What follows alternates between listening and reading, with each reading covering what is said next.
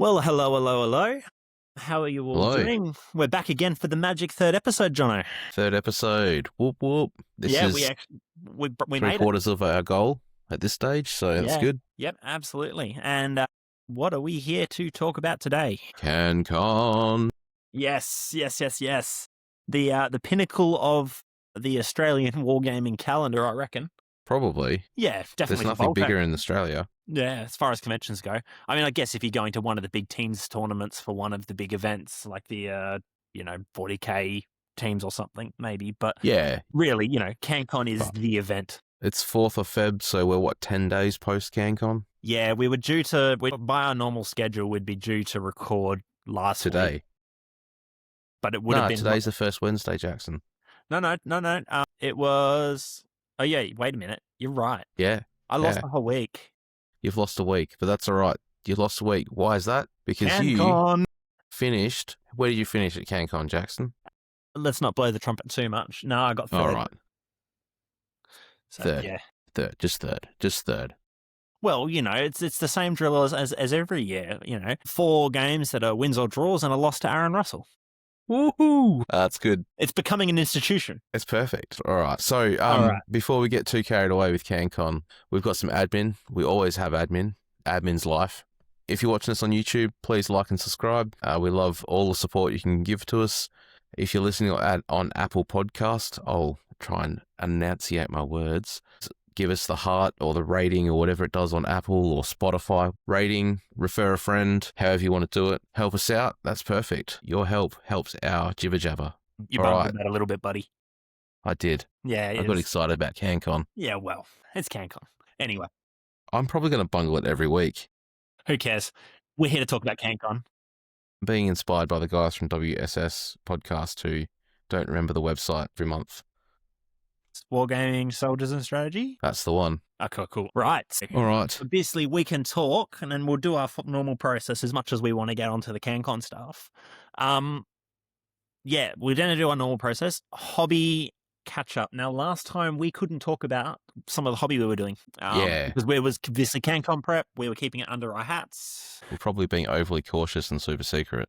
Yeah. Don't you know it's sheep stations, mate? Sheep stations. Yeah, CanCon is sheep stations.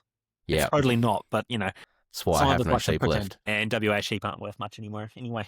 Yeah, so what did you get done in your lead up to CanCon, Jackson? Right. So I finished off a few bits and pieces for my list. Obviously, I got distracted, as I think I said last episode, working on some more orcs for my Warhost / Barons Warforce. Yep.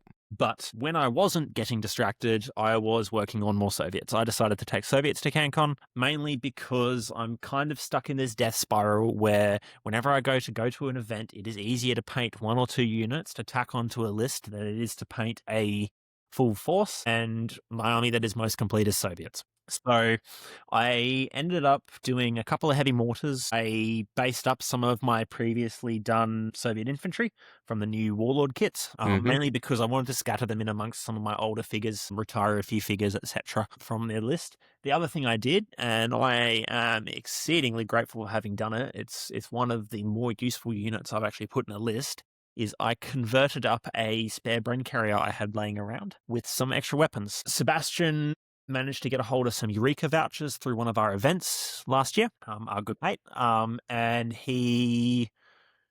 while he was doing it, threw in a HMG, a DSHK 12.7 mil, I think is the correct caliber for the particular gun. The heavy machine gun that the Soviets used. Eureka do one for one of their Afghan war sets. So I took that. I had an AT rifle on a Bren carrier already, and I put the AT rifle in the front of the Bren carrier and the HMG on the top.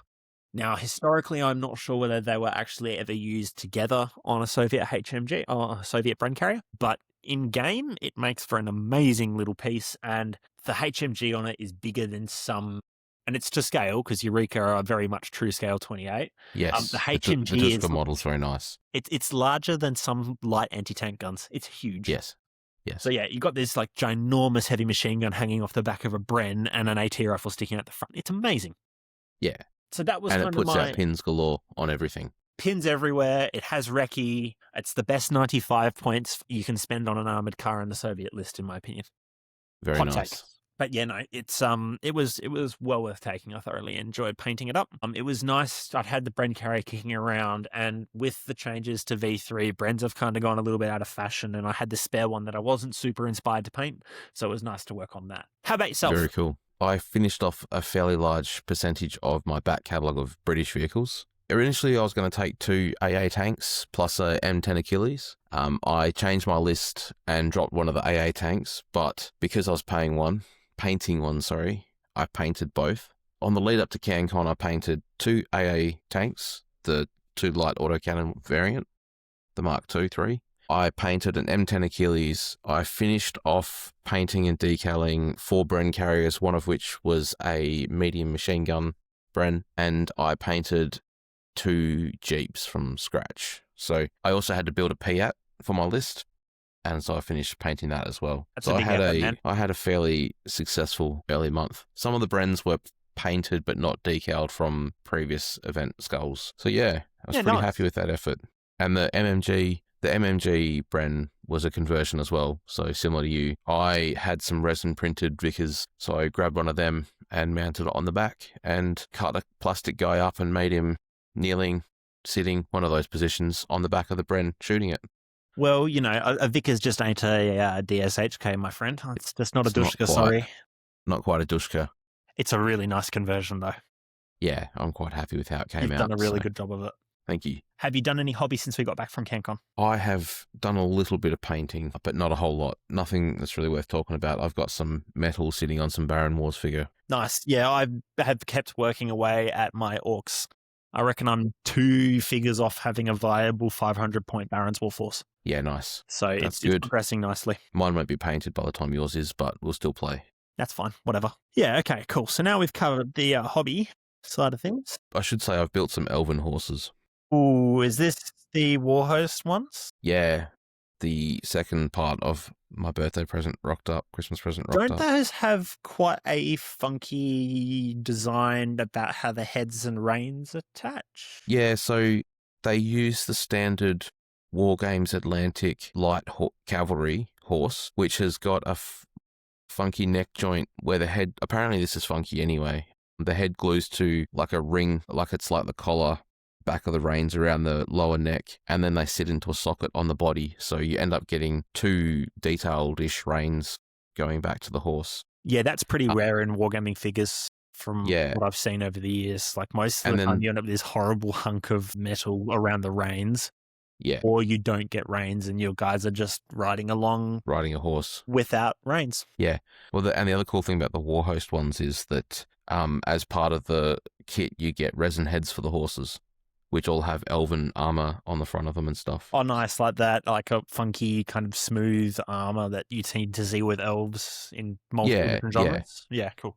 Yeah, so they're very nice and all plaited, like hair detail and stuff like that. So, yeah, and they've done a very nice job. They just match up. Like, they're a bit finicky because you've got to super glue the plastic to the resin and stuff, and the reign's a little bit finicky in a couple of places, but when they're done, they look absolutely amazing. Yeah, nice. Yeah. All right. Before we get on to CanCon proper, any news, new rules, minis, hobby stuff? Nah, not this last month for me, besides a little bit more excitement about Baron's War and Saga. So you are forgetting a very big something in that list of things. What have I forgotten? I think you've forgotten the holy grail of all Australian figure ranges. Oh, yeah, of course. We both got our Medbury Miniatures Kickstarter. We did. We both indulged ourselves last year. Yeah, that was expensive. Yeah, we won't talk about that. That's not the topic of conversation. The figures are beautiful. They're also cheaper than Warlords and nicer miniatures. I think if you I love Eureka's Australian range. Eureka's miniatures are amazing. They're super true scale. They're fantastic, and I love Nick and everything that he does at Eureka.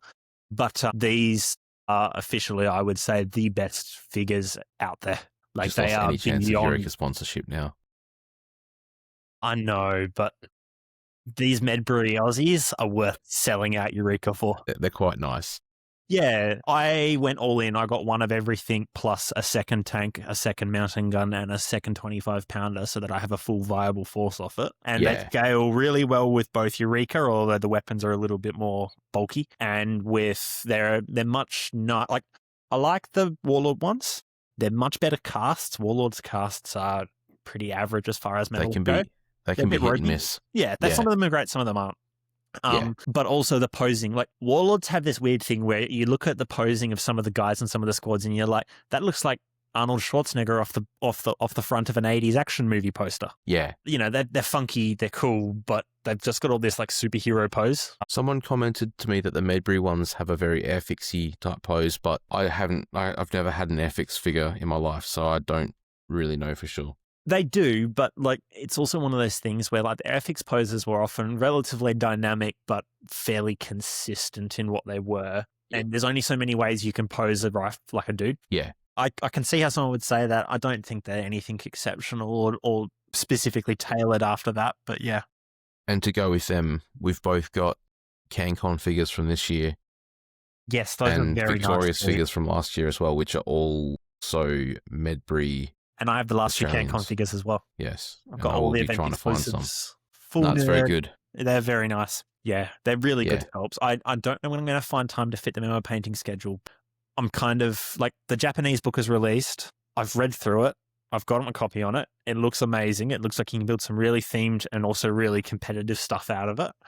But everyone's going to be doing Japanese. So I kind of now don't want to do Japanese, even though I've got a box of the new plastics. But I also know that like the moment the Aussie book comes out, I mean, I don't know about the rest of the world, but in Australia, Aussie armies are as common or more common than British armies for bolt action. Yeah. So every man and his dog will be doing Aussies the moment that book drops too. So maybe I just need to accept that I'll be doing something that everyone else is doing. And just maybe you'll be following the crowd for a bit. Yeah, whatever. We'll work it out. I want to paint some Medbury stuff. Like I looked through my stuff and I found out of the 60 or so odd figures, no, 50 or so odd figures, I had 2 little air bubbles on one of my tanks and I had the end of an Owen gun that looks like it was miscast. Not snapped, just miscast, which is easy to fix. Like that's just a bit of wire. Like they were that good. And the mold lines were, there was more mold lines on them than I'd normally see on a Medbury figure, but not egregiously so. And also, like, he's just gone and batch cast hundreds of the things for a Kickstarter. Yeah. So the molds are going to have a bit of wear. Yeah, mine are really nice. There's, like I said, there's some mold lines and stuff on them, but that's fine. The fact that we're talking about like minor mold lines as bad quality for Medbury is probably a testament to the fact of the number of Medbury figures I've bought where I have been able to pull them out of the pack and put them on a base without scraping mold lines because there are none. Yeah, they're really nice. The other ones that I've got have all been like almost put on the base and go. And the Aussies are not far from it. It's not going to be a huge amount of effort to get them cleaned up and put on bases. So no, they're very good. I'll have to require my gun shield off you at some point though. Yeah. Jono was missing his gun shield and my order had magically an extra gun shield in it. So I guess I got Jono's gun shield in the packing. Yeah, that's good. Yeah. No. All right. Now that we've gushed over those, should we move on to CanCon? Yeah. CanCon? This is the topic. All right. We've got a special part of the topic in a bit, but we'll talk about our part of CanCon first. Yeah, and then we'll move on to the fact that we've got interviews with Aaron Russell and Richard Tyra, the 2 other podium players, so first and second place. Richard obviously is a good mate of ours from WA. And Aaron needs no introduction. But yeah, we'll get onto that in a bit when we interview them. So, first up, what is CanCon and why would you go, Jono?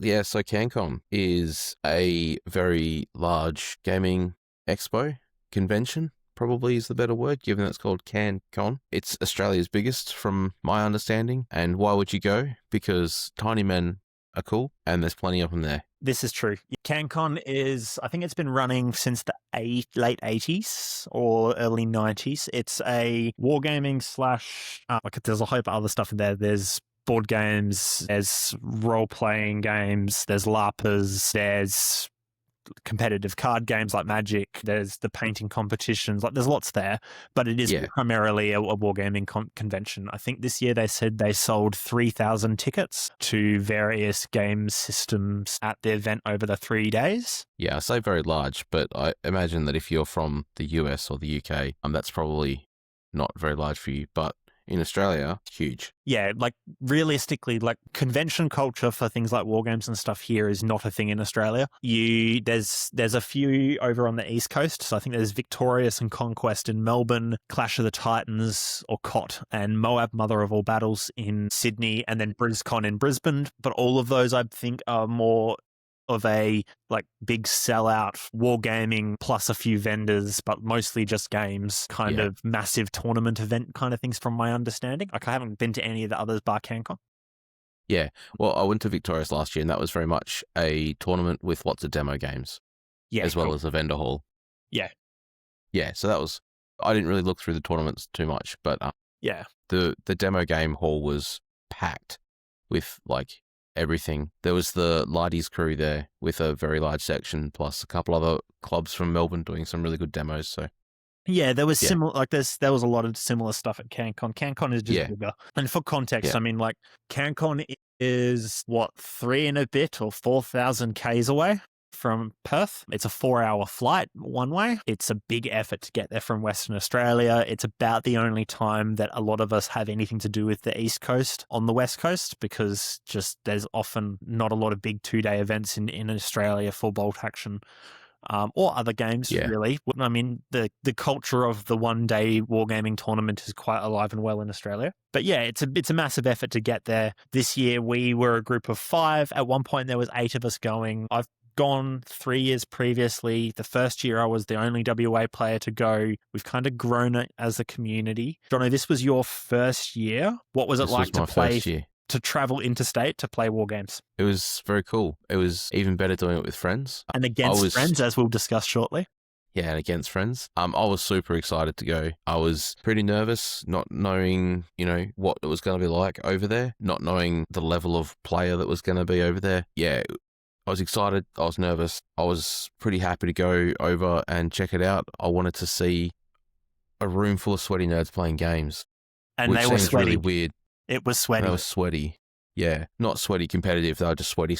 It was hot. Canberra was 39 degrees on the Sunday that we were there. So. And the hall isn't particularly well air conditioned, and it is the hall that our games were in, and it is basically a giant tin shed. Yeah. And there was like thousands of us in there. It was hot. I had a great time. Yeah, cool. Okay. Yeah. So the event from off the top of my head, and obviously we're not organisers, as much as I chat a bit with Julian and Ian, the organisers for the event, like they have all the hard figures, we really don't. It was 54 players. The format was 1,200 points, pretty much no restrictions. They chose to pre-release the missions before the event, which was something that some of us weren't huge fans of, but they picked a lot of missions that lent towards objective play. Not a lot of kill points. That really shaped how people built their armies. There was a good spread of people from different states. So I know I played a guy from Tassie. I played players from Queensland. Obviously, us WA boys flew over. There was a good spread of armies. I mean, we saw there was at least 3 Finnish armies. There was at least 4 French armies. I played against a Dutch army. There was I saw Italians. There was all of the major nations in the sense of the big 5. There's a good spread of armies. Yeah. I saw a good spread of armies there. And quite varied across like guys who are there only coming out to play at CanCon, or guys who are making the trip over to just be super competitive, or guys who are being super narrative. Like there was a good theme and stuff at the event. Yeah, my first game was against Cam, and I think he said that he pretty much plays once a year at CanCon. Yeah, absolutely. So, yeah. Yeah. What did you take in your army, cool. Jono? So I took a British army because British is best. I had as we said before, I took an M10 Achilles, a Crusader anti-air tank as my armoured platoon. My infantry platoon was regular British riflemen with guards, a few squads of them. I had a 5-man commando squad with SMGs, a 5-man officer team with SMGs. And 2 medium mortars, plus a couple of Piats. Yeah, okay, so pretty combined arms. I mean, the Achilles obviously will mess up any big tanks it comes up into. The 2 big tanks it came up against, it did mess up. Good. That's exactly what it's in the list. Yeah. Yeah, cool. Okay. So yeah, what about your list, Jackson? So I did away with theme a bit for this one. I ran Soviets, as I said. I had a couple of medium-sized squads of regs with LMGs. I had a medium-sized squad of regulars with submachine guns and a Panzerfaust. Again, regular. The bulk of my army was regular. You know, the obligatory squad of scouts, 5-man officer team, an inexperienced officer, a couple of anti-tank rifles with 3 men, 2 heavy mortars with spotters, a truck, a M2 half track, a meat chopper with the quad HMGs, a OT-26, which only got tossed into the list as a last-minute addition when I saw the mission pack had changed and it was liable to be lots of veterans holding ground. So I went, a little flamethrower tank with a coax machine gun might be handy for some of those. Be useful. Yep. Yeah, it turned out to be quite useful. And my absolute favorite unit for the event, which is the Bren carrier with the HMG and the AT rifle, did work. It claimed, I think it was 2 Stugs, several armored transports, a couple of small squads of veterans, a couple of, was there any other tanks that it killed? Oh yeah, no, it killed a couple of the Vickers E Dutch tanks with the like it just, everything it touched, it killed it. Amazing tool. Like with the recce, it's awesome.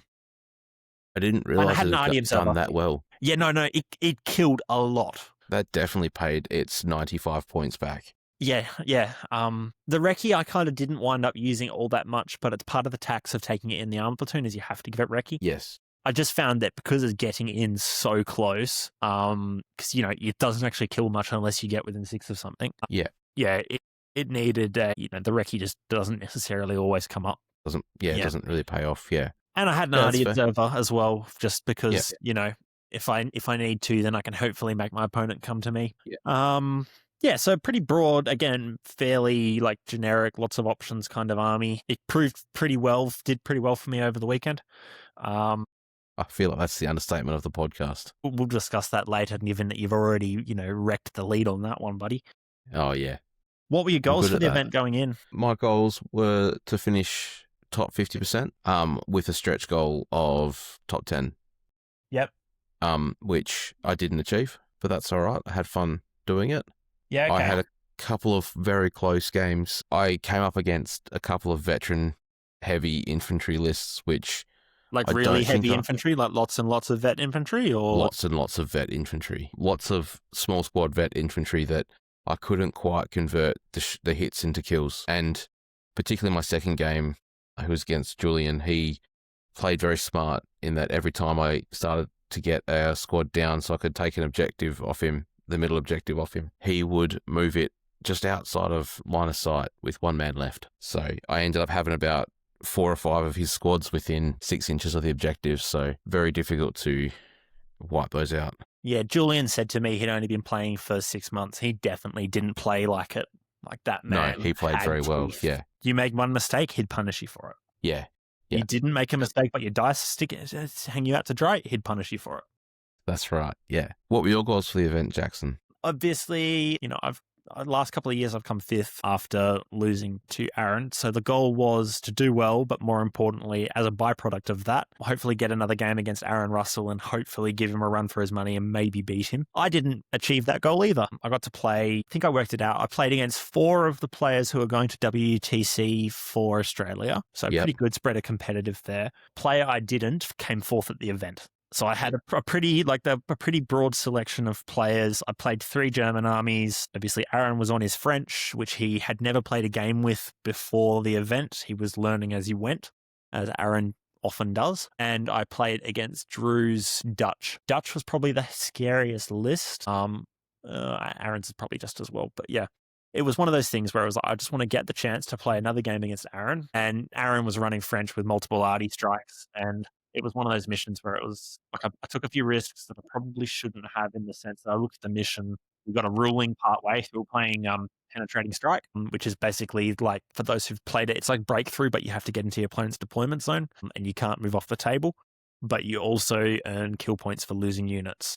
So I didn't want to feed him lots of kill points by trying to rush everything up into getting hit by 4 artillery strikes from a French list. So I decided I'd kind of spread out, play fairly cagey, and try and hope to bait out at least 2, maybe 3 of the strikes, and then use the DZE edge to rush up the table and then pick it first turn, 3 turns, try and get kills, try and keep things reasonably even, and then rush his table half late game once he's already committed his strikes. We only got to third turn. It was one of those games where neither of us were willing to give an inch. We both played super cautious. Aaron's strikes came in. He got a few kills. I lost a unit to a Fubar off the table. He had to clump up. So turn 1, I'd put an Arty Observer down, knowing that he'd have a sniper to drop it down after me, and taking the risk that I'd get the shot off. It would disrupt him for the first turn, or maybe get some kills against some Arty Observers. And first dice drawn by the wonderful Hoppies from South Australia who were spectating.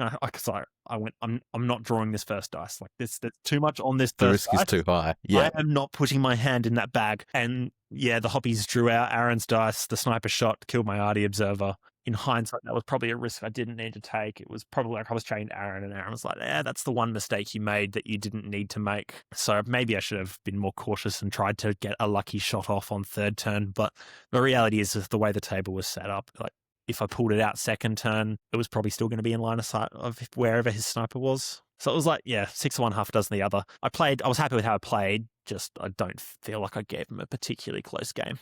But yeah, no, it was good. I got my goal, I podiumed, which was a nice bonus on top of getting to play Aaron. I didn't get the chance to push Aaron, but that's fine. Yeah, so I've already had a bit of a brief chat about how my games went, sort of. What kind of armies did you play against? How did your games go? Yeah, so briefly touched on that before. Out of the 5 games I faced, my first game was against a fairly combined arms Russian list that had an IS-2 in it. Was that Achilles bait? Yeah, that was it was Achilles food at the end. Yeah, okay. But yeah, that unfortunately meant no, I shouldn't say it wasn't that quick. It did take a few turns. He actually played it pretty well. He kept it behind cover. I brought my Achilles on from reserve. I had to bring it on just before he brought his IS-2 on. We kind of danced around for a couple of turns, and eventually I got the shot off, which got it. Nice. I actually immobilized it with the Piat. Good old Piat. I'm trying to think back. I don't think I actually killed it with the M10, but they were just dancing. So it was good, but the M10 did what it was meant to do. And the reason I took the M10 was to try and deal with big armor. So between that and the Piat, that was good. And then I had 3 games against veteran infantry heavy lists, most of which was mounted in some kind of transport, which I found difficult to handle. Just like I said before, trying to kill veterans was not working well for me. So yeah, that was a bit hard. So I took 3 losses from them. Julian played really well. Sebastian played really well. Sebastian is our good colleague, and you were about to blow a fuse after playing that game. That was not my finest hour. I made a couple of mistakes which I shouldn't have made, and wasn't happy with myself about that. So but Sebastian played that really well, and he's come a long way. Yeah, he's a good player. He's only been playing for 12 months, and he's just an absolute monster. Yeah, exactly. My 5th game was against another combined arms list, which had a Panther in it, and the M10 took care of that. So nice. Yeah. No, I probably, my first game was against kind of that stereotypical meta net list kind of German list. Like it was a pair of Panzer IIIs with the extra machine guns. It was a multi-launcher. It was a couple of flak guns, a couple of heavy mortars, some Gebigs, Jägerspeertruppen, that kind of stuff. Yeah. That was a game that once I got ahead, I just stayed well ahead and just killed stuff as I walked onto the table because we were playing a mission that we could use outflank, but a lot of the objectives wound up out on the flank. So I was able to leverage that. My second game was against another German list, very heavy, armor heavy. And that was kind of like, that was again another get on the objectives, stay on the objectives, kill everything that comes at you. My third game was probably the game that I looked at the list and went, that's a horror show. And then kind of again managed to outflank and pick bits and pieces off. It was a Dutch list. So it had a single multi-strike Arty Observer. It had 5 of the Vickers E tankettes with the twin HMG turret. That is a lot of tankettes. Yeah, that's a lot to deal with. And then it had 2 mortars and 4 flak guns. And it had 2 of the transports that they have where you have a medium anti-tank gun on a truck that can also transport 3 men. Yeah, okay. So that was a bit of a horror show list. Yeah. But I managed to get the HMGs in behind a lot of the vehicles and and kind of work my way through those. Then Aaron on the Saturday morning. So I think my car trip home with Richard, who we were staying with, and Dave and Sebastian was pretty much entirely discussing how to beat Aaron. There was a lot of hypotheticals going like, what if you do this and what if you do that, and don't make any stupid mistakes, Jackson. Don't make any stupid mistakes. That was the one piece of advice, right, that you ignored? Yeah. Don't make stupid mistakes. Well, I put my RD Observer out and took a risk. Yeah. Probably a stupid mistake. Hindsight for next time. And then what was your fifth game? Fifth game was against Julian, who you played. He also was the only player to draw Richard, who came second. So he was running a German list again with a couple of mortars, a stack of flamethrowers in like small squads of veterans with flamethrowers, in transports, a lot of other bits and pieces. That was pretty mentally taxing as a game. Yeah. He, as I think he said to you, like, he came in going, I've only been playing for 6 months. I just want to learn. Yeah. And we were like, dude, you kind of don't need to learn. You're schooling everyone around you. Yeah. Yeah. No, he did very well. And he was super fun to hang out with and chat with. Yeah. Yeah. It's like really good egg. He was. Yeah. So yeah, no, that was really good. Yeah, so no, we also both got nominated for Best Painter, which was nice because they only selected a selection of armies to get nominated. Yeah, I was pretty happy with that. The clear bases normally rule me out of contention for that, but I was happy someone saw through them. Literally and figuratively? Yeah. Sorry, that's my dad joke for the day. Yeah. Not even a dad. Oh, well, they looked really good. It was nice to get the chance to put our armies up on display. Yeah, it was awesome. It would be nice to take display boards. Like it's really awkward trying to compete in a painting comp when some of the armies are amazing and they have awesome display boards and it's just kind of not feasible to ship them over from WA. It's a lot of baggage, yeah. So overall, WA represented pretty strong. Yeah. We had, what did we get? 2nd, 3rd, 6th, 11th, and 31st. Yeah, so no, Richard got 2nd, I got 3rd, Seb got 6th with his Finns, Richard obviously had his Germans, Dave got 11th with his Soviets, and you got 31st. Last but by no means not least, my friend, you did really well. Yeah. It's a big thing to come over to your first CanCon. I know you were a bit like, didn't achieve my goal of top half, but like you played really well. Thank you. Yeah. We did well. We got nominated for a few bits and pieces. Hopefully we put the fear of WA in all the Eastern status. Yeah. I had a blast. Met some really cool people. So many good people. Got to meet Darren in person. Darren from South Australia. Yeah, Darren Merritt. Was awesome. Yeah, he runs Operation Shrike over there. We've both been chatting to him for a number of months, probably years actually. Yeah, we were like, let's go out for dinner with him. And then like 5 hours later, or 4 on a bit hours later, we were still sitting at the pub talking. Yeah. So it was really awesome. Nice. Yeah, so CanCon was great. What was the rest of the convention like shopping-wise? Didn't have too much of a shop until the Monday. It was overwhelming. I had a plan. I had a bit of a wish list of what I wanted though, so I think I behaved myself relatively well. I didn't get sidetracked by any large Viking ship games. What, like Richard did? Yeah. I bought some figures. I got some Eureka miniatures. I bought some modern insurgents, African insurgents for them, so that was cool. And I got some Medbury dwarves. That's a pretty good haul. Like, was there lots of vendors across lots of different things? Or what was, like, for people who didn't go, what were your thoughts on the rest of the convention as we were walking around? Even though, like, we're on the Monday, lots of the stuff is packed up. No, it was a really good spread. There was obviously the Australian manufacturers. There was Eureka, Medbury, and I've blanked on the name of the third. Slave to Gaming. That's the one, Slave to Gaming. So it was cool to see all three of them there. There was a pretty big stall from Gap Games, which was good. Their War and Peace was there with them. Yeah, that's right. Yeah. So that was awesome. They're also selling early copies of the Japanese book, which we had on pre-order, so we didn't purchase. Yeah. Well, we had it pre-ordered. Yeah, so apparently they got permission to do that as well. So that was a pretty nice little perk for CanCon visitors. The board game section was huge. If you were looking for a board game and you couldn't find one that you liked, I think you were mad. I deliberately stayed away from that. I did too. Did take the second suitcase for the group, which didn't get utilised, which is probably a good thing in hindsight. Absolutely. All right. What about you? What did you think of the rest of the convention, Jackson? So as per usual, like it's got a good spread. Like, you know, you're standing there playing war games and then you turn around and there's a whole heap of guys in Renaissance clothes walking past because the LARPers are there, or also there's someone in a set of fake ears or whatnot. Yeah, it has a cool vibe. You always stop in at Eureka and I always stop in at Medbury and I always look at Slave to Gaming and try and work out what I could play play that would use one of their ranges. From Eureka, I picked up a set of Native American Indians, just because I looked at them and went, yeah, that would be a fun painting project. Yep. Like Bit of 10 Dead or so Man's Hand. figures. Yeah.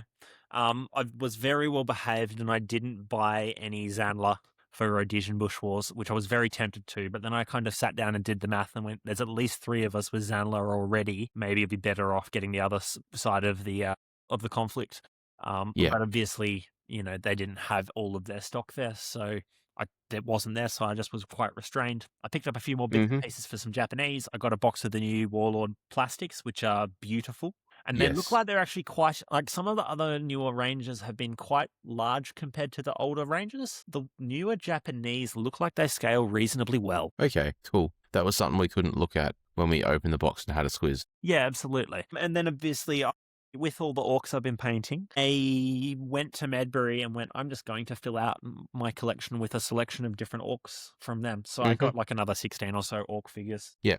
Who knows when I'm going to paint them? Did I need them? No, but they're cool. And I got a Baron for Baron's War from him because he has a range of medieval stuff that is like, I sat down with him and I went through his range and said, what can I use for 11th century Western Europe? Because he has quite an extensive range of 100 Years War stuff. And he's like, you can use these figures, these figures, these figures. The 100 Years War stuff, you need to be mindful of where the surcoats are cut, the bassinets, and any of the extra plate on them. So like he actually walked me through his range and went, you can buy this, you can buy this, you can buy this. I wouldn't buy that if you're being super historically accurate. It was really good service. Yeah, cool. I deliberately didn't buy a lot as at the event because I knew that my Medbury order was coming that week. Yeah. With the Kickstarter coming, I went, I don't need to be buying more projects. Yeah. Yeah. So that was really cool. And like the best bit also, which is we've kind of glossed over, is like the Friday night. We got there the Thursday. We'd had a lazy day on the Friday, played some board games as a group, did a little bit of shopping to get ready for the event, like some food and water and stuff because it was going to be hot. But the Friday night, we met up with all the WTC guys. So like, even though you're not going to the event, it was... I know, you graciously allowed me to come along. Oh, we were never going to tell you no, buddy. Yeah, I know. We got to catch up with them, and just as an excuse to catch up. And like Mike Fleming, who was with us for the A team for last year, I haven't seen. He's not going to WTC this year. It was a really good chance to just sit and have a chat with him. It was a good chance to have a chat with some of the newer guys. The cool thing about CanCon is like, especially now I've been there a few years, there's all these faces that I know, and I only meet these people at CanCon. I maybe have a bit of a brief conversation with them over the course of the year, have a bit of a chat. Yeah, but they live so far away. Yeah, well, you can't really catch up with them. Yeah. So it's like it's an excuse to catch up. It's an excuse to talk. It's an excuse to look at each other's figures and go, that's really cool, or this is really cool, you should try this. Like, that's a pretty cool special part about it if you go more than once. Yeah, so that was good. That was kind of like, the cool thing is to sit and trade ideas and hang out with people who I saw last year at either WTC or CanCon or both, but hadn't seen or chatted to since. So yeah, would you do CanCon again? 100% yes. Yes, you've already got pre-approval, don't you? I have pre-approval. I believe we were chatting, you were ringing your wife because we were sharing a room afterwards, and she said, well, when you said something about coming first, and she goes, well, when you go next year. And I think it took me all of 5 seconds to shout out in the background, is that pre-approval for next year? And the answer was yes. So depending on what, life throws at us over the next few months, but yeah, or it's a good experience. Really. I'd really encourage people to go if you're in Australia. If you're not in Australia and you're wanting to try and, if you're ever in Europe and you can line it up with a holiday in Oz or whatnot, it's a good event to go to. If you are one of the WA crowd, there's a lot of us who've gone now. It's an awesome experience. If you travel with us as like part of a, wolf pack or whatever you want to call it, it's awesome. Yeah, it was good fun. It would have been fun going by myself. It was better going with the 4 others from WA. Yeah, it was cool. So yeah. What surprised you most about it that you didn't expect? I don't think anything surprised me. Yeah, okay. It didn't surprise me. I think that, I don't know. I'm just trying to... When I was chatting to Darren and the Hoppies from South Australia, they were like, they walked in and they went, we were just overawed by how much stuff there was and how many people there were and how many tables were set up. Yeah, I get that. I think I was expecting it because you told me about it, Jackson. You've told me about CanCon and I've seen some photos and stuff. The vendor hall, while I say it was overwhelming when you walked in, it didn't surprise me. it was more just, it was sort of like a confirmation of sort of what I expected. Yeah. I didn't think people would be unfriendly there or anything. So, you know, everyone was super open, super welcoming. Had a chat with heaps of people that I literally met 5 minutes before. So it was just good. Yeah. Yeah, I think it's definitely the pinnacle of the bolt action calendar in Australia. Yeah. And the pinnacle of the wargaming. Like if you're going to play something else, I mean, I know Ewan, who plays Conquest down at Outpost and elsewhere, goes most years. I've bumped into guys going to the Kings of War event, which is run outside of CanCon, but on the same weekend. Like there's a whole stack of different stuff. Like you get on the plane and there's a whole heap of different guys. You look around, you go, like, where are the groups of middle-aged men in groups of 2s or 3s, potentially wearing metal shirts, possibly slightly overweight? Yeah, they're Probably wargamers. carrying They're plastic wargamers. cases. They're wargamers. Yeah. They're wargamers. That person over there has an army figure case. Another wargamer. Yeah. No, it's worth going to do. For me, it's interesting. Like the vendor hall probably was like, now I've been a couple of times. You kind of see the same people each year. And like, if you're not interested in some of the LARPing or the trading card games and stuff, there's a fair few vendors that you can just kind of have a look and walk past because that's not your thing. Yeah. So that probably for me, it was like, I probably wasn't as exciting, but also like I went in with a shopping list. So I knew where I wanted to go and what I wanted to buy. So maybe I'd overplanned that. Yeah. Aside from that, it was amazing. No, very good. Did we do anything else aside from CanCon while we were in Canberra? Well, we did. Like we said just before, we had a pretty relaxed Friday. Played a couple of board games with Richard and Dave. Did Sebastian join us? Sebastian didn't end up joining us. He was hanging out with one of the guys playing Middle Earth. Yeah. Yeah, that's right. Yeah. And then, dinner Friday night, Saturday, Sunday, CanCon, Monday morning, shopping. And then we went to the War Memorial, which was pretty cool. It was my first time going, so yeah, really cool. We didn't really go through it in detail. We kind of just walked through. Like you can spend the day there. Yeah. We kind of did it in 3 and a bit hours. And part of it's closed at the moment. Part of it was still closed from renovations. Yeah, that's due to be finalised and fully reopened on Anzac Day, but it was still amazing. And the interesting thing is, right, like you go to the War Memorial and you go with Jono and you go, that's a Lee Enfield, Jono, tell me about it. And Jono gives you this amazing spiel of British data and facts and statistics. And then you move to the next thing, you say, Jono, that's a Lewis gun. What can you tell me about that? Useless information. Jono, that's a 25-pounder in the jungle configuration, like the cut down short 25-pounder. Can you tell me about this? Yeah, my ability to retain useless information is quite high. But specifically British useless information. Oh yeah, of course. Like I said, British is best. Yeah, it was pretty awesome. Like when the new hall is open, because I think that's going to have some extra planes in it, some extra tanks. If we go we got to spy G for George through the door, which is one of the ones that I was keen to really like to go and have a look at. So well, we still haven't looked at the Lancaster sitting in WA's. No, we haven't. We need to go do that. We need to go on a day when it's not 40 degrees outside. Yeah, because all the volunteers are elderly and they don't like it when it's hot and they pack up shop early. Yeah. We need to find a cooler day. But yeah, no, it was really cool. The War Memorial is 100%. If you're there for wargaming and you don't stop at the War Memorial, you're probably like a little bit loony. Yeah. If you were to spend more time there, I've done a lot around Canberra now over the last few years. Parliament is good if you like politics, but Old Parliament House in particular has a lot of history to it. So, and there's some great tours that talk you through like things like the Gough Whitlam stuff from the 70s and 80s and some of that kind of stuff, which is pretty cool if you like that. Yeah. And the National Museum, which covers more than just the military side of the history of Australia, that's pretty worth doing. But again, like, you suddenly start needing multiple days extra to do some of this stuff. So, but no, the War Memorial was great, and it's good to do it with fellow wargamers because you get some different takes on things. Yeah. And Jono spouting information. Yeah, that's the most important one. Super handy. All right. Well, we've jibber jabbered for far longer than we expected to, which is probably just going to be a common theme throughout the rest of this podcast series. So I think it's time that we head over to the main event, which is the interviews. Yes. So we'll start with Mr. Aaron Russell. All right. We're joined here now by the man who needs no introduction, the man, the myth, the legend himself. Is it 4-time winner of CanCon and 4 or 5-time winner of Moab, Mr. Aaron Russell? Hey, mate. How you going? Thank you for joining us. How are you?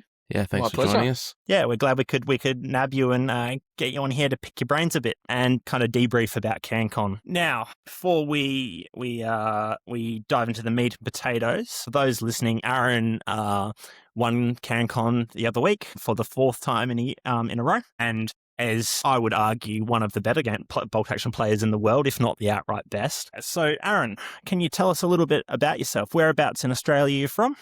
And why did you go to CanCon to play bolt action? And also, what's your background in gaming and wargaming before bolt action? Also, thank you. Yeah, look, I am based in Brisbane, in Queensland, and I didn't play. Well, the reason why I went to CanCon, there's lots of different reasons. Yes, definitely to play some bolt action, but it's also cool to meet up with people that you see either in previous events or the year before, which is cool. Actually got a lot of family down in Canberra as well, which is always handy. But for me, in regards to like bold action and background in gaming and wargaming, I would say it probably started when I was in primary school and I used to just have plastic army men and G.I. Joes. So I think I was always destined to play bolt action, but I always also had an affinity just with history in general. So I'm more drawn to games that have a historical flavor as opposed to something that doesn't. But before bold action, I used to dabble in some ancient games. Again, historical flavor. That's sort of like some 15 mil types of ancient games. A bit more potentially niche, I suppose. But yeah, that was kind of it. But I had a massive hiatus from gaming in general between that and bolt action. And I remember seeing sort of bolt action being played one day, and that's how I sort of got into it. Just the aesthetics of it and the historical aspect of it as well really piqued my interest, which is, yeah, wound up how I sort of gone to CanCon again. And it's just cool. It's good, big venues, and yeah, it's a good opportunity to go and play with a bunch of like-minded people, catch up with people again, and play bolt action, which is it's a really fun game. Yeah, absolutely. I mean, that's quite a different introduction to wargaming. Most of us come through the Games Workshop and Warhammer pipeline. So no, it's cool to see, someone who's come at wargaming from a different angle, I guess. And a vastly different angle going from ancient historics to World War II historics, so that's cool. Yeah, and the size as well, the 15 mil to the 28 mil is also, yeah, especially with like things like painting and that aesthetically, there's just so much more appeal and things that people that are a lot more talented than I am to paint their models and the way that they sort of pop on the table as well. Yeah. So that's definitely something that I noticed changing from the 15 mil aspects and games, right, to the 28 mil figures as well, just the amount of sort of detail and the size of the terrain and all that kind of stuff. And I'm used to 15 mil ancients. A terrain is usually just like a piece of felt with wood written on it. So that was a bit of a nice that change. Level of abstraction, isn't it? Oh, then I love ancient necessary, but that's been a bit of a breath of fresh air. But yeah, I've never played the Warhammer, which seems to be the standard gateway. Yeah, definitely. I'd say the standard gateway into the plastic crack hobby. No, absolutely. And it was interesting. Like, we had this conversation with quite a number. It seemed to be like the predominant question we had when we had long form conversations with people at CanCon is, how did you get into wargaming? And it was quite interesting. Like, all of the guys who were in their, early 20s right through to like mid 40s, most of them the majority came through a Games Workshop game of some kind. And then obviously, like, you go a little bit older than that, you get a bit of a different selection of games. It's quite interesting. So, yeah. Do you want to give us a bit of a rundown of what you played at CanCon, Aaron? Yeah. I played French for the first time, which was it was something different. Usually with any sort of events I go to, I'm not like crazy super thematic, but I will always pick a year with my nation. And if I can, a theater. With this list, I just actually use the V2 theater selector, and that's how I picked the units. So I picked 1941 France. That theatre selector from V2, and I'm like, oh, cool, these are all the units in 1941 France that was available in the V2 selector, and I just picked them from that. Yeah, which was, cool. Yeah, so it was just, it sort of helps you make decisions as well, but kind of immerses you in the feel, and I don't think it really limits you too much by doing that, and I don't know, it just feels generally cooler. to do it like that. But I also used an army that wasn't mine, so it'd probably be amiss of me not to shout out the demo gamers who were kind enough to lend me the army. That was really, it was a really nice thing of them to do as well. That's really cool. Yeah, yeah. So it was pretty cool. Some unique sort of. Do you want me to like talk about what was in it, sort of thing, or just more the general? Yeah. Do you want to give us a highlight of, I don't know, maybe some of the units that performed best, or what you enjoyed out of that list the most, or? Yeah, kind of a cliff notes, kind of like broad summary. It doesn't necessarily be point by point, but yeah. Well, basically they sort of said, look, this is what I've got available in their collection, which is quite broad, which was helpful, and I just sort of built a list based on what they had, but they had a lot, so it didn't really limit me much, which was cool. The affliction of many wargamers. Yeah. It was a massive. Like, they sent me a photo of like everything they had, and I was like, okay, pretty sure I'll be able to build anything from this, which was handy. But yeah, basically, I tried to just take bits and pieces of everything that they had. So some quirky sort of units I hadn't really used before. Probably my favorite was the AMC Schneider 16, which was just a armored car with a low velocity anti-tank gun, light anti-tank gun, and but it was a half track, so it was a funky looking little thing. But the turret on it just has this tiny little. It looks like I remember one of the games, someone was like, "Oh, did you break the barrel?" I'm like, "No, that's just how it was." That's just how big the gun isn't. Yeah. Yeah. So, but yeah, no, that was probably a funky little thing. So that was fun. And I also really enjoyed I shouldn't say the first time, but maybe the first time in a while using anti-tank gun. Light anti-tank gun was actually pretty fun. As in a fixed light anti-tank gun? Yeah. Yeah, cool. You were running those inexperienced, weren't you, Aaron? I was. Inexperienced light anti-tank gun. I had a little platoon of Vardy with that. Yeah. That was new. That was something different, but I actually thoroughly enjoyed that. Yeah, so you're running some armored cars and some anti-tank guns. Any other bits and pieces? You had a couple of arty strikes? Yep, used French rule is they get double strikes with the forward observer, so I'd be crazy not to utilize that. Yeah. Which I did, and then I had a couple of medium mortars, and I used the Gruppe Franca, pronunciation is probably butchered, Gruppe Franca with some veteran buffed out officer teams as well, so that was kind of what I did. All my infantry was Gruppe Franca, And what do they give you? They're just veterans, straight veterans. They don't have any special rules, but they can take SMGs though? Yep, they can take a couple of SMGs. You can give them light machine guns. Just opted mainly for the SMGs and rifles. Yeah, cool. On those squads, the fit outs. And yeah, I had a couple of AMC 80, as they're called. They're like, the AMD Lafley 80, which is like a armored car with a HMG in the turret. It has an MMG as well, but unfortunately it's rear facing in the turret, which means you don't really get to fire it very often. Yeah. But yeah, they were also cool. They're just, zippy little thing. So yeah. Yeah, awesome. Nice. Okay. So, so obviously you went undefeated at CanCon and were the only undefeated player. What were your kind of highlights of playing French? I mean, obviously you'd not played any games with French or any prep games in advance before the event.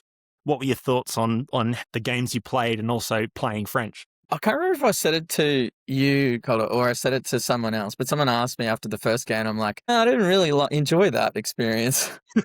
But by game 2 or 3, I definitely did. And I think it was just me, I think it was me trying to pull models out of the box for the first time and trying to work out, what goes where and just order the whole thing. So maybe I was just a bit frazzled to begin with, but the overall, I enjoyed it. I think it was fun. It was cool to use something. I do like to use something different every time. I think every single CanCon I've played in, I've used a different army. So I do like to mix it up, and it was a good way to be able to do that. But also I just wanted to test the French. I know we're not talking about it today, but it was potentially something I could maybe use at WTC or down the track or something like that. So it's kind of a good opportunity to give it a whirl. But ultimately, it was fun. The list kind of had it didn't have heaps of immediate punch, but it did have a lot of parts to it, for sure. Like, I had a lot of units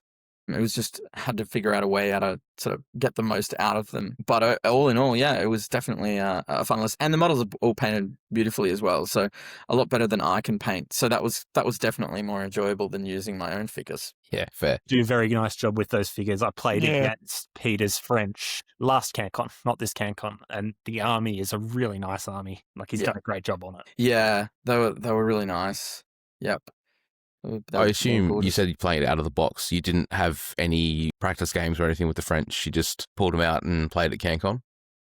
Yeah, I've never used them before. I rocked up, and then 20 minutes before round one, I was handed the army, and then I spent the next 15 minutes trying to work out the platoons and the squads and stuff. Yeah, it was good. It was cool. Something different. Probably why the first game was like, what am I doing? What are these models? I think my opponent was like scratching his head going, what the heck is this guy? Doesn't even know his own army.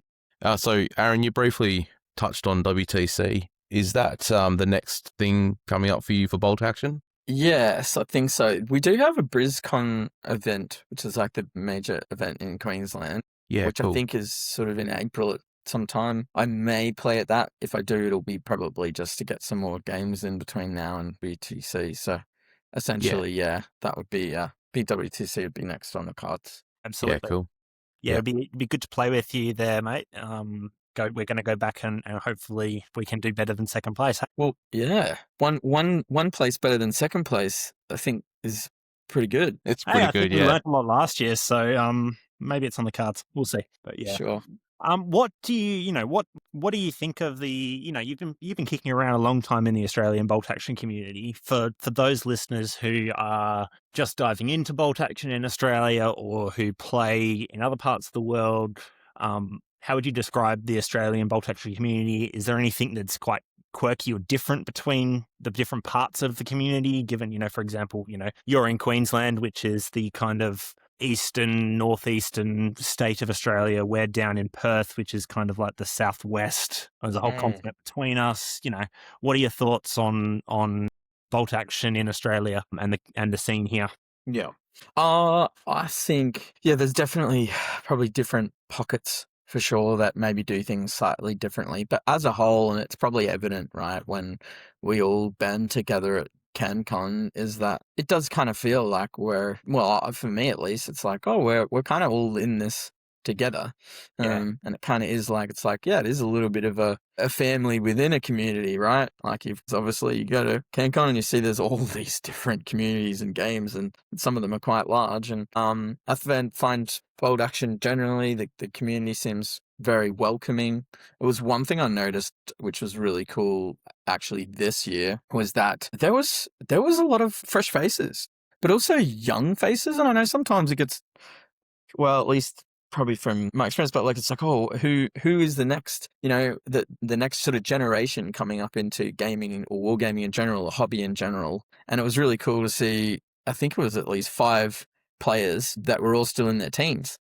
Yeah, that was come cool. to the event. I think awesome. The youngest one was like 11 and he won the best sportsmanship award. And like every time I turned around, I don't know whether he was the same with you. Every time I turned around, he was there asking how your games are going, checking in if you needed a hand moving something from table to table. He was there helping. Yeah, he probably answered more TO questions than Julian or Ian at one point, I think. Actually, yes. I think that some of them might have been cousins and brothers as well, actually. I think there might have been relatives, and they sort of got in it all together at the same time, which was really cool. I think he did play one, Lucas, in the second round, I think, first round. And he knew his rules, which was cool. So I think, and it didn't sound like he'd been playing for too long. And I know that, I don't know his name, but so I feel bad, but he actually found a squad that I left behind in a building and brought it to me, and I was looking over it for good. Hopefully no one from the demo gamers is listening to that, but that was... I was thankful for that. I would have had to explain where five group of Franco went missing. Yeah, I borrowed your army and lost the squad. Sorry. No one will ever lend me an army ever again, so I've just probably done my dash now. But so outside of the bolt action event, Aaron, what was your favourite bit about CanCon?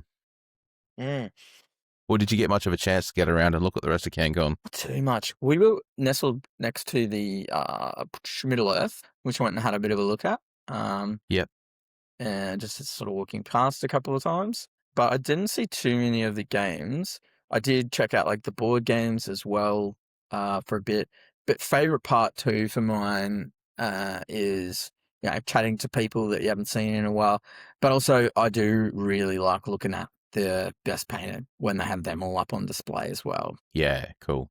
I think people obviously put a labor of love into it. It's something that unfortunately, it's not my skill set. I've gotten better at painting, and modeling in general than when I started. But yeah, just some of the stuff that people put out is pretty cool. So I definitely like looking at all the models and the paint jobs too. That's definitely one of my favorite parts outside of the gaming itself. Yeah, absolutely. Julian's like German army was insane. I put some photos up on the Facebook page. Like it was lovely. That was so well painted. Yeah, that was phenomenal. And themed and tied together so well as well. And the display board was also nuts. Yeah, and Mike Fleming's army as well. Like he didn't have a display board for it, but like his American paras, which I think he was using as Rangers, but his Americans looked amazing. Yeah. Yeah, his last army, I think he's one of the few best painters in Queensland events too, actually. With his army before that one, which probably doesn't surprise anyone. Yeah, Julian's stuff was incredible. And it looked like he'd done a fair bit of his own sort of custom amendments to some of it. Like the if you recall, the half track with all the dudes sort of like half jumping out and hanging out of the side of it. And yeah, the guy jumping over the side is so cool. Yeah, that's actually a Warlord kit. Oh, is it? Yeah. So I think he made some modifications to it, but it is okay. That one is a Warlord kit. Yeah, it's the awesome. Rouse set. So Rouse is in out in German, but no, like there's some of his stuff was amazing. You look at it and go, "How did you do that?" Yeah, it was so good. Yeah, it was unreal. So you mentioned looking at board games. Did you do any shopping? Yes, my partner bought a board game. She was playing board games for about 6-7 hours on one of the days, and then she said, "I've bought Dune Imperium." So we now have Dune Imperium, and then she taught me how to play it like last week, I think. Yeah, cool. And she schooled me. Yeah, that's good. So you guys are fairly big board gamers then? Yeah, I do love a board game. We only bought the one because we only had carry-on luggage. Yeah, okay. So we didn't have like a lot of room outside of packing a bunch of card games or some smaller games. And Junior Imperium was like, it's decent size-ish. So we didn't really we didn't take too much. But yeah, we bought that. And last year actually, because you know how they have the games and you can just go in and play, like you get the pass and then I did that last year, myself and Laura as well, and Theo, who played in the bold action as well. Theo, yeah. So we all played Rome Total War, the board game. Yeah, okay. Do you know what Rome Total War, the like the video game? Yeah. So it's like, for me, it's like an all-time classic. Like that is my favorite game. It was my gateway computer game. It's been my favorite of all time. Yeah. And then I saw it out of the corner of my eye. I saw the photo and I was like, no way. And Theo was sitting there with another guy, Luke, I think his name was, and they were looking for players to play it. I'm like, you're joking. This is a board game now. So I bought that. But it's a massive game and you need people that are invested, that want to invest in like a 5-hour session. But it is, if you love Rome Total War and you love like bigger board games, probably would thoroughly enjoy it. Yeah, cool. Well, you might have to pass that on to Richard. Hey, Jono, given Richard, who I think will be on this episode as well, given he also podiumed at CanCon. He's a resident board game order. Yeah. And he loves a good, big, long game. Like we went to CanCon, I'm sure we'll talk about it in another part of the episode, but we took board games with us for the day before because our flight was on the Thursday. So we had a Friday to kill and we sat and played board games. It was such a good way to spend a weekend. Yeah, it was really good. Nice and relaxing beforehand as well. So yeah, amazing. Yeah. So given what you said, I gather you didn't have a lot of time to do anything else while you're in Canberra? Well, I stayed with Uncle and Auntie and some family, so I got to catch up with some cousins that I hadn't seen in a really long time. which was great. But outside of that, no, it was a fairly short trip, but it was good to see some family, stay with them. And yeah, we did a little bit of like the poor dams, looking them around. But it's hard because like you see stuff and it's like, oh, we can't transport this back. Yeah. Yeah. So Yeah. maybe I'll need to pay for luggage next time. That could be a very expensive mistake, Aaron. Yeah. Yeah. I know. It's not paying for luggage, it's the problem. Yeah. It's paying for the opportunity. Yes. Yeah. Yeah. Oh, very good. But yeah, it was really cool. It was good, and outside of that, yeah, I didn't get to too much. I think we all caught up for dinner on the Friday night though. That was cool. Yeah, no, that was like most awesome. of the WTC team, plus a few hangers on and family members and stuff. We all went out for tea, just as an excuse to meet everyone on the team this year, or as many of them as were in Canberra. And that was pretty cool. That was, aside from a couple of us forgetting our IDs and nearly not being allowed into the restaurant. Yeah, different set of laws over there. Hey. Yeah, that's a piece of legislation we don't have in WA. We almost lost Sebastian at the door, so yeah. I think my dad was the same. For anyone attending CanCon in the future or a big event for bolt action or otherwise, you got any tips to pass on? Oh, I think, but especially based on this year, I saw a lot of fresh faces. I would say just do it, because I think a lot of people too probably get, just from me having chatted to people, it's like, oh, I don't have enough games under my belt, or maybe I need to be at a certain level to go and play at CanCon or whatever. But no, it's not the case. And I think people find when they go and play, it's like, oh yeah, like I've had a good time, but yeah, I've had competitive games that I've been in, and my even if I'm sort of relatively new, and I saw that even on the weekend. There was, a bunch of people who probably went for the, Julian actually, that won Best Painted. That was probably a good example of that. The younger guys as well, that all played too. And there was, quite a few new players who probably, it was their first CanCon, and, they may have played at maybe either no events or just some really tiny events, or just a couple of like, just games at home. And I remember talking to a couple of them, and they're like, oh, I was kind of, should I go? I don't know if I should, like, do I need to be more experienced? But I don't think it's the case. I think if you're considering it and you want some good games and you want to, have some fun, meet some people in the community, like we said before, people are gonna, show you a good time, essentially. And there's probably no better way to learn as well, if that's of an interest to someone, by playing games against other people in different communities, fresh faces, and different armies that you might not even get to see because you're only playing with a handful of people. So yeah, I think definitely think, I haven't seen anyone walk away and go, oh, I really regret that I went to CanCon. I mean, would you guys? Jono, that was your first? That was my first. I've already got pre-approval for next year from the better half. So no, I'd agree. That was awesome to go over. Like, I'd sort of been tossing up whether I should go or not. I know my fourth game of bolt action, I'm pretty sure it was my fourth, was at a tournament over here. So I agree that going to tournaments is like one of the best ways to learn, and you meet great people. And me. Oh, and Jackson. Well, you were my first game of bolt action, Jackson. Really? Yeah, so he tells me. I've forgotten it, probably because he thumped me. But yeah, it was. I really enjoyed CanCon. It was a lot of fun. I learnt a lot. Yeah, cool. I won't claim to be the best player around or anything, but I've been playing for a number of years now, and I learnt a lot still. So yeah, I'd say every year I run into Aaron, and every year I learn something new. It's a really good learning curve. I've learned more playing at CanCon too much, Aaron. Pardon? It's all right. I think actually I learnt a lot at CanCon too.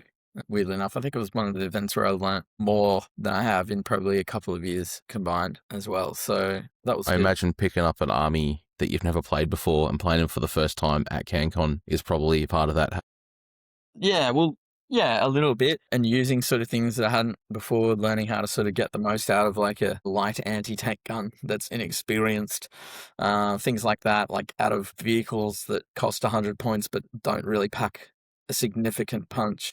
Things like that were definitely, but there was also just some instances, I can't exactly think, but I remember walking away going, oh wow, I learned a heck of a lot actually.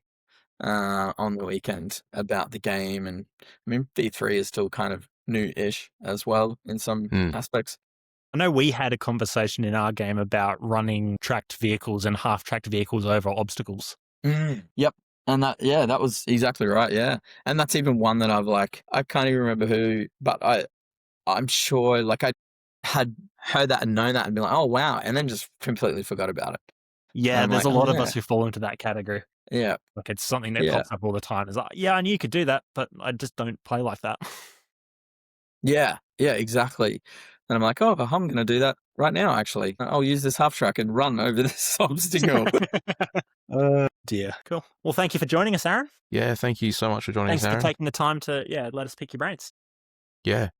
I've thoroughly enjoyed it, and it was great to catch up again in the flesh and meet you, Calder. I know we've probably done the merry-go-round a few times now, and Jono, meeting yourself. Yeah, it's nice for to the meet first you. time. That was awesome. Yeah, I've heard the name. I've heard lots of stories about WTC and CanCon over the last couple of years, so it's nice to meet you in person. Yeah, that was great, and definitely looking forward to it. I think that's one of the cool aspects. You get to meet people that are like-minded and have similar interests. Yeah, you just generally have quite a bit to talk about, which is cool. No, absolutely. See you around in Copenhagen, mate. All right. Yeah, we'll talk to you later. For sure. Thanks. All right. Cheers, thanks. guys. Bye. All right. Now on to our second guest. May I introduce the ever rambunctious, infamous Richard Tyra. We're here for our second interview of the podcast, and joining us is Richard. Richard is one of our Perth locals who is quite a good bolt action player and came to CanCon with us and took out second position. He also organises one of the main tournaments over here in Perth, which is Skulls. He's done that for the last couple of years, taking over from a long-term TO. And so thanks for joining us, Richard. Thanks, Jono. Thanks, Jackson. Yeah, great to be here, and thanks for inviting me. We were very keen to have you, mate. We're always keen to chat shop, for want of a better description. So we should start with our first question here, Richard. Just a bit of an introduction. Who are you? Where you're from? I think we've already said Perth, but why you went to CanCon to play bolt action, and what's your background in wargaming and gaming in general before bolt action? Well, how long have we got? I've been gaming for over 40 years. I started out my gaming career, if I can call it that, when I was back in South Africa.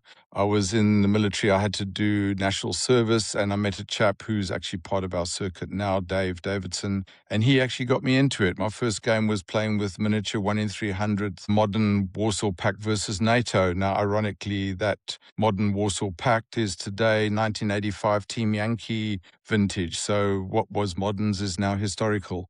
But that's where I started, and over the 40 years or so, I've drifted from historical. I got into a lot of ancients gaming, playing the old DBM system. When my young son was growing up, he felt he would rather play fantasy. So we got into 40K, started that.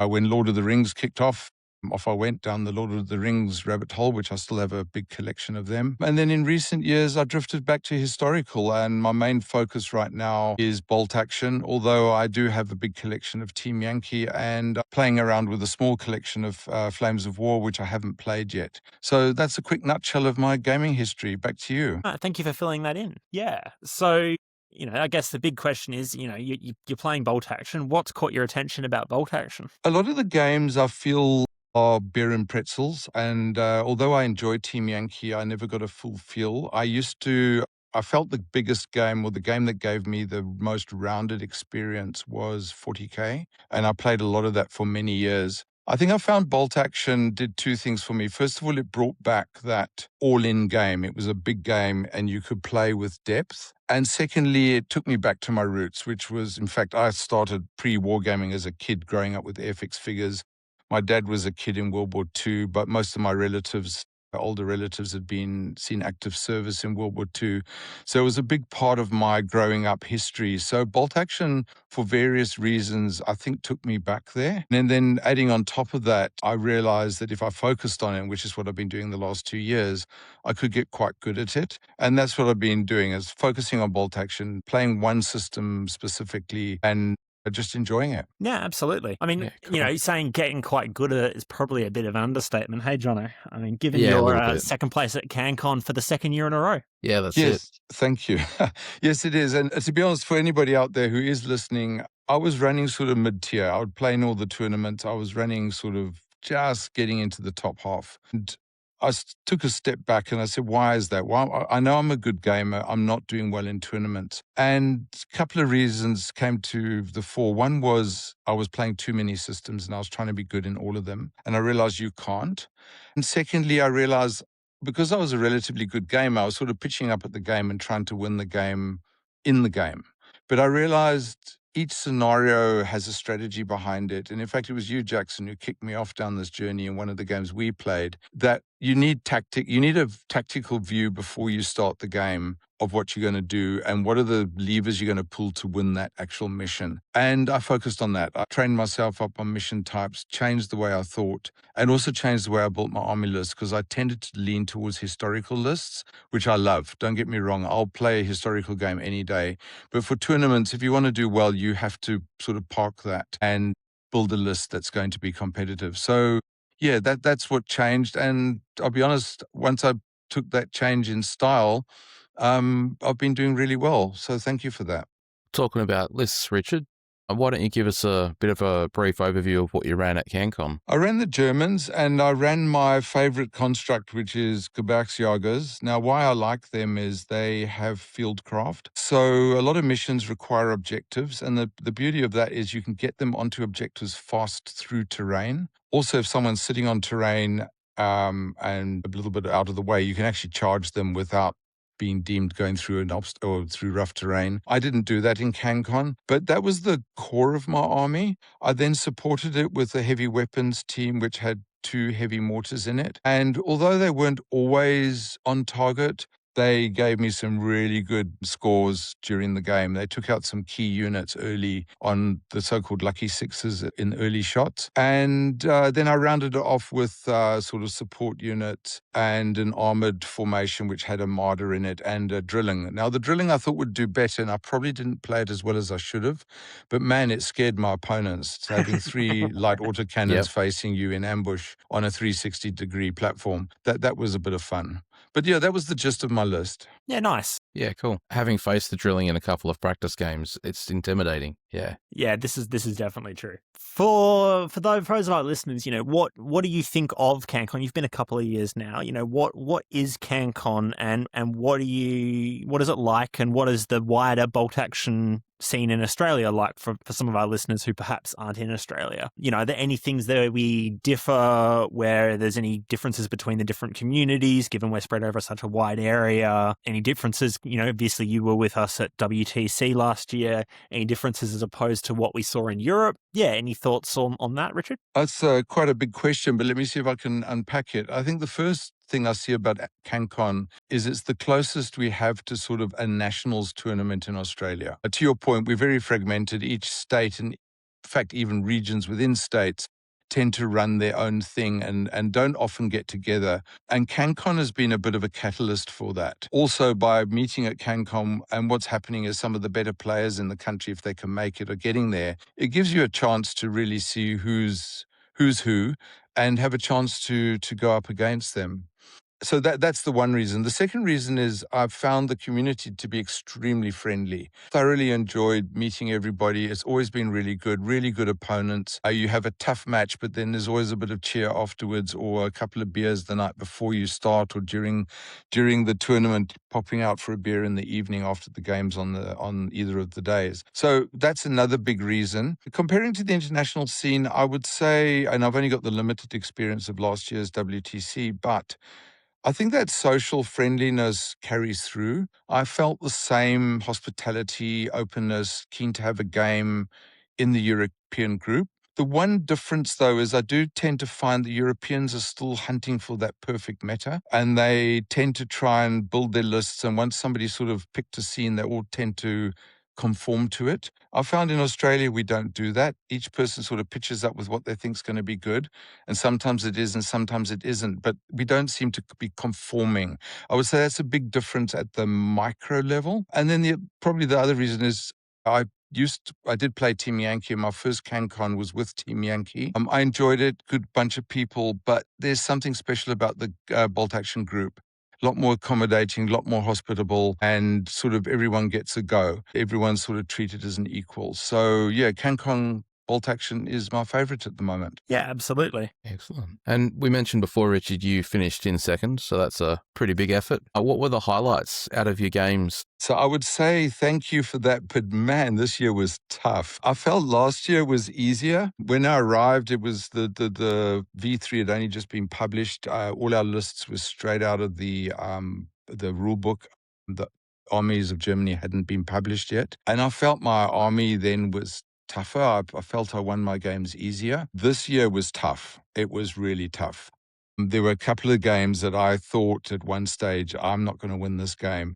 And I'll be honest with you, the only reason I did was a little bit of luck and a little bit of, because I've got the experience now, I do know how to extract better game position and better points by just playing for the mission and not trying to just play for the dice roll. And thank goodness I did that, because I'll be honest with you, 2 of my games went that way, that if I hadn't have played like that, I would have lost. So yeah, this year was tough. And in that toughness was a challenge. I've got to get better. And also it means that my view is the standard across the board is coming up, which is also great for Australian Bolt Action. Absolutely. And like, but no, as much as CanCon is often conceived as like the big show, the big competitive event, like it's cool to see like the fact that people can walk in and having played a couple of games and walk into their first CanCon and it's not a total Shark Tank. You know, everyone has a bit of a chance. There was some younger guys playing.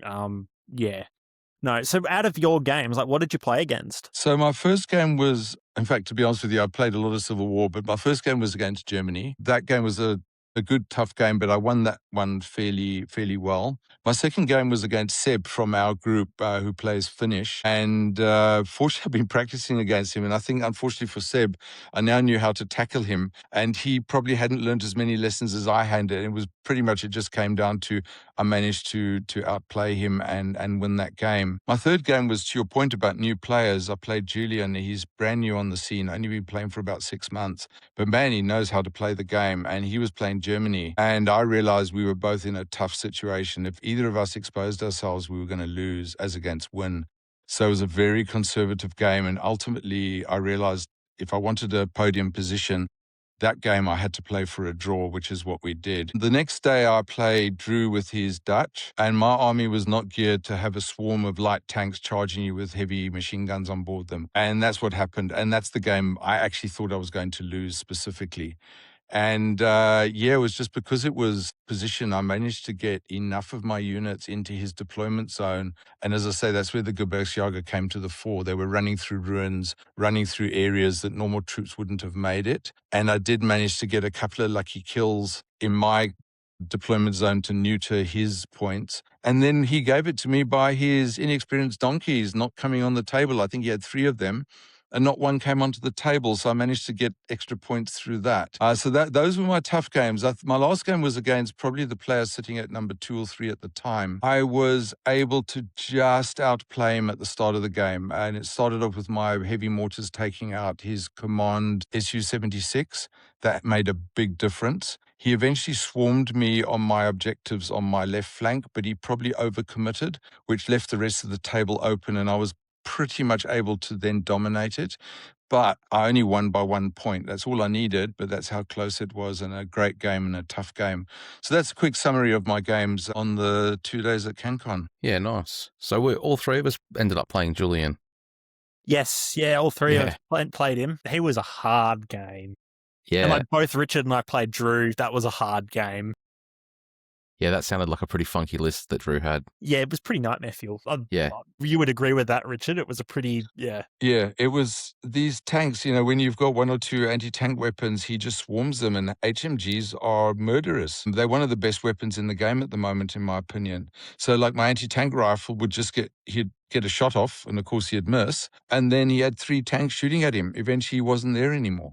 I had another one and he wasn't there anymore, and then my martyr wasn't there anymore. It was a nightmare. Yeah, absolutely. Luckily, kill points aren't everything in some of those missions, because that list Correct. does a lot of killing. Yeah, definitely. All right, so What's coming up in the next little bit for you with bolt action, Richard? I think the big challenge is going to be WTC. That's coming up. We've got to redeem ourselves and, if not do better, we've got to take the top spot from the Germans. So, yes, that's my big focus, which is in early May. Jackson, you're obviously on the team. What's really nice is 3 out of the 4 members that were on the A team last year are going again. Jackson, myself, and Aaron. And then we got a new guy. When I say new guy, new team member joining us, Kenny, because Mike can't make it this year. And the other big plus is we're actually sending 3 teams over from Australia, which is a huge boost for Australian bolt action. And we're really putting ourselves on the international map, especially that last year was our first WTC and we managed to get second place, which I think upset a lot of apple carts over in the European scene. So yes, that's my core focus. And we do have skulls coming up, but I've actually abdicated responsibility for March skulls to Daniel because I figured I need to focus on WTC. So yeah, that's my focus over the next fair. 3-4 months. So if you had to think like CanCon as a whole, not just obviously the bolt action side of things, what was your favorite bit about it, about the whole weekend experience? I think it was just so cool to see so many gaming nerds in one place at one time. You know, you don't often see it. You know, the gaming shops often tucked away in little alleyways or their little side corners, and you see the odd gamer here and there. And to see thousands of us all congregated in one area having a blast was awesome. And you know, the exhibitors hall where you've got all the things on sale, you know, it really tops a world-class exhibition. And it was all focused on gaming. You know, it was like gamers mecca for 3 days. So loved it. Loved the atmosphere and loved what was on offer. I was hoping for a spending the weekend with you two. Yeah, that was would've that been was a nice. given. That was a given. We clearly didn't drink enough whiskey with him on the Sunday night. Hey, Jono. Well, especially you. Yeah, I don't drink. That's all right. Did you talking about the vendor hall, Richard? Did you get around and buy any goodies? I did buy a few things. One thing that I had been looking at since Moab I went across in October last year, was fjord serpents. I just love Vikings, and I actually bought myself a Saga Viking army a good few years ago, which I finally got round to finishing painting over the last week or so. But they had fjord serpents, which was Viking longships in a box, 4 ships, which allows you to get going with a small game. And if you get your mates, which I tried to encourage my mates to, which they didn't do, if we'd got 2 starter sets, it would have allowed us to have a real Viking fleet on the go. But anyway, so I picked that up. And thanks to you, Jono, and your sort of encouragement and advertising, I picked up some moderns. So I got myself some modern British figures and some insurgents. So we can play a little bit of moderns over the next few months as something different to bolt action. Yeah. Absolutely. I'm partial to a good game of moderns. Well, I still haven't jumped into that yet. It's on my list of to-dos. I'm keen to see how that goes, because it's an era I want to start doing. Even the late Cold War stuff, you know, 70s, 80s, 90s kind of conflicts. That'd be cool. Some of the small skirmish games. Yeah. So what's involved in fjord serpents, Richard? It's effectively maneuvering your Viking ships in a way that you try to get close to the other one without crashing into rocks. And if you do manage to bump the other ship, try and grapple with them, and then you get your Viking crews to basically fight it out on the decks. A little bit like pirates, probably. So I haven't actually played it yet. I've had to skim through the rules. But yes, that's what it looks like. Maneuver your Viking longships, try to dodge the rocks. Like, it's got an interesting mechanic that when you turn it, the tail sort of swings out. And if you haven't measured it properly, that tail will swing out and probably hit a little island or something. So you've got to maneuver through the terrain quite carefully. And then you've got to try and position your troops actually sit in the deck. They're little cast, I think they're about 6 mil figures, and then you can actually pull them out and they can actually have combat as well. So that's what I see. I haven't started painting it yet. I haven't started playing it, but that's what Fjord Serpents looks like. And nice. the big plus of it is Australian designed, Australian made. A lovely chap I met at the show. It's his game. And it's all his. And I must admit, when I read the rule book, it takes me back to the early days of Lord of the Rings or 40K, where you got the whole game in a rule book. That's what it is. It's got hobby tips. It's got how to paint. It's got community. It's got how to play the game and how to set up your troops. These guys have done an amazing job on their artwork and how they've packaged the whole thing. Yeah, very cool. Yeah, nice. Well, we were all kind of standing off going, We'll buy in once we know it's good. Once Richard can buy in first, and Yeah. we'll jump in after. So We'll we're let keen to play some Richard games with paint you, man. and Yeah, try it out. Yeah. yeah, we'd be keen. No, challenge accepted. We will have a small game at the club once I've painted it up, and then we'll see how it goes. Yeah, because you said you painted up your Viking Saga warband, Richard. How quickly did you get that done? I started just end of January because I was finishing off my US Marines. Yes, I would say took about a month. I managed to paint up I think it's about 40 odd figures. So yeah, say about 4 weeks to paint the 40 figures up. Yeah, that's pretty good. Yeah, you are a bit of a machine. The A lot of amount it's you get technique. painted is pretty. It's a lot of its technique. I found an effective way to make figures look good on the table. They won't necessarily win a painting competition, but I'm very happy with them for gaming. That's Yeah, good. absolutely. What is that technique for the listeners? Very quickly, I assemble the model. I'll put the sand on the base and then I'll undercoat it. So that's already, then it seals everything, it's ready to go. I use contrast wherever it makes sense. So like, especially on large surfaces, but only surfaces that it'll suit. So for example, with the Vikings, I use contrast on all my levy for the archers because they've really got smocks on them. But for the Vikings themselves, they've got sort of chainmail. So I actually painted them in a metallic. And then I pick out the detail as much as I can and I give them a wash. So the wash very quickly pulls everything tightly in. And the wash I actually put into the sand as well. I normally use Agrat's Earthshade. And then a little bit of highlighting here and there. I do the flesh separately. I pick out a bit of detail and job done. Once I've varnished it, then I put a bit of flock on the base. Probably takes me about 4 sessions to paint a unit of, say, 12 figures, 4 evening sessions, and I'll have them done using that technique. Very cool. Yeah, absolutely. A good solid painting technique there. Yeah, and they look great once they're finished. Yeah, Thank a you. really cohesive, nice looking army. So what did you find most surprising at CanCon this year, Richard? I think, as I said earlier, I would say the standard of I'm saying East Coast because, we've compared Perth to East Coast. And as I said, last year when I went across, and it was potentially just who I played.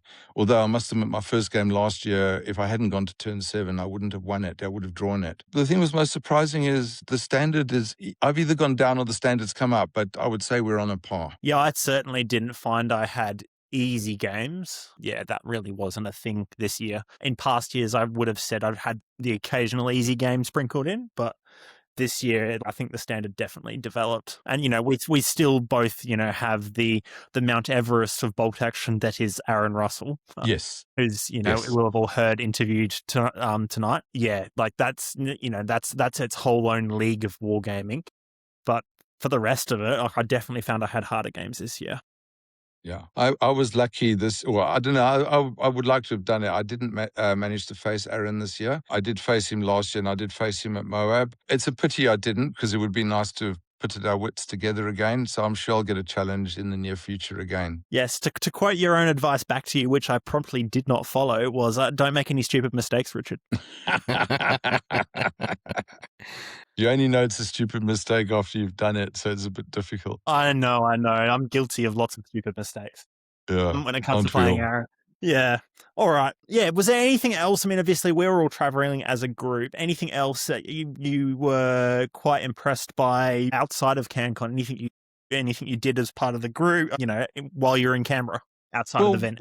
We did for me personally, my 3rd trip to the memorial. I always enjoy that for a couple of reasons. One is for its remembrance purpose. I think that's the main thing I get out of going to the memorial, out of respect. But then also the displays and what they've got on. It's a really professional space. And I thoroughly enjoy wandering around, looking at our model toys in real life, what they actually look like. Reading the blurbs on who did what when. Seeing some of the artifacts that actually were there. Yeah, the memorial's a special place, and I'll probably go there every year when I go back to Canberra. Yeah, absolutely. Yeah, that was good. It was good. Good Yeah, little it'd be visit. good when they have that extra hall open. Yeah. Yes. Yeah. Apparently, they've got a Type 92 tankette that they're going to put on display, a Japanese tankette captured at Tarakan. Okay. They put a Facebook post up about it not long ago. Yeah, because that's what we missed this year was the Zero. I think it's one of the few original Zeros still in existence. Unfortunately, that hall was closed for us this year, so we didn't see it, but I have seen it in previous years. Yeah, absolutely. Yeah. All right, I think that's all the questions we have for you, Richard. thank you very much for joining us. It's been an absolute pleasure to have you on. Now to get some WTC prep games in. Hey, buddy. Indeed, starting to design the list, but we won't share that now. But yes, both of you, huge thank you for inviting me onto your show. And yes, I certainly wish you all the best. And I look forward to seeing you across the gaming table in the very near future. Yeah, awesome. Absolutely.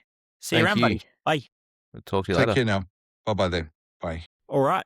Now we've got to the end of things. Now that you've heard a little bit from each of the podium chaps from CanCon, why don't we quickly close this out, Jono? I think now that we've spoken for far longer than we intended. Far longer Final than we question intended. for you before we get on to who's been forsaken by the dice this time. What is the topic for next episode? A topic for next episode is probably going to be Baron's War, unless something changes, which it probably won't. Yeah, I think we need to get some games in our belt first, but Yeah. that will definitely be our next topic for sure. Yeah, so over this next month, we'll get some games of Baron War and Yeah, Baron's War and in. move on from some bolt action for a little while. I think I'll be Yeah, plenty of other stuff to do with bolt action, but I'd rather be talking about Baron's War on the podcast for yeah. a little while. So if you're a massive bolt action fan and you've been listening to us for the bolt action jibber jabber, don't fear, it'll come back. We're just going to broaden our hobby horizons a little bit, and then we'll return to our first loves. Indeed. Now, the ever important question here, Jono, who has been forsaken by the dice this time? I'm going to give it to my first opponent at CanCon for me. It was Cameron. I've forgotten Cameron's last name, sorry. He was playing a Soviet list and had a Katusha with an officer right next to it. I was lucky enough to get first dice, and I shot my sniper, and he did what snipers never do, and he hit and killed the officer. I then was able to move a squad of infantry up to pin the Katusha, which was inexperienced and sitting too close to a table edge, and it then failed its auto test and reversed off the table. So yeah, for that's that, fairly forsaken. I'm sorry, but you've been forsaken by the dice. Right, me, I'm going to nominate two. One will be my first ever nomination of myself. One of my games in CanCon, my Arty Observer, which was in the middle of like 6 Dutch units and was my plan A for trying to disrupt the horde of stuff coming at me, scattered back towards me. So I rolled the 1 for the miscalc, scattered back towards me, and then promptly killed my mortar spotter that had line of sight onto several really key targets. Yeah. So you That got a was mildly annoying. miscalculation. Yeah. It happens. The other one is our good friend Seb in a training game for CanCon back towards the start of January. We were playing one of You the know it's objective good when missions. Jackson laughs before the story happens. Yeah. He was going to push up the infantry. He had a squad of 8 vets. He charges my regular heavy mortar. And you know how last episode we did all that chatter about how assault is so much more consistent and reliable and whatnot? It wasn't. It wasn't. His 8 wasn't. guys came in, failed to they failed to kill any of my regs heavy mortar team, and my mortar team turned around and killed 1 vet and promptly routed the squad of CC off the table. That's all it takes. Yeah. So Seb, while I felt slightly forsaken by the dice at CanCon and with my Arty Observer, you were definitely forsaken by the dice this time, buddy. Yeah. So, usual caveats of play better and don't allow your dice to forsake you do not apply in that particular instance because, 8 vets needing a 4 should kill or win against a heavy mortar. Should. And didn't. Yeah. Right. And with that, as we always say, Jono, just play better. Or blame your dice.